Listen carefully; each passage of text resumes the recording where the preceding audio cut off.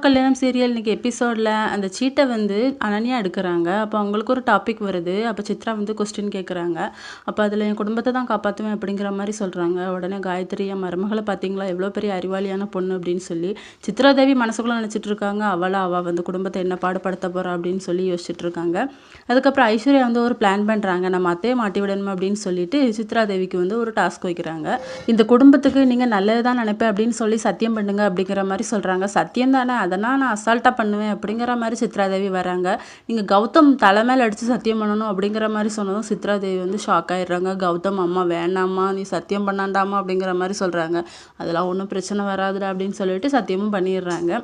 சரி அவ்வளோதானே அப்படிங்கிற மாதிரி சொன்னது. இல்லத்தை, இன்னொரு டாஸ்க்கும் இருக்குது, உங்கள் நகை எனக்கு ரொம்ப பிடிச்சிருக்கு, உங்கள் நகையை தாங்க அப்படிங்கிற மாதிரி கேட்குறாங்க. முதல்ல முடியாது அப்படின்னு சொன்னாலும் அதுக்கப்புறம் எடுத்து போட்டு விட்டுறாங்க. அதுக்கப்புறம் எல்லாருமே தூங்கிட்டு இருக்காங்க.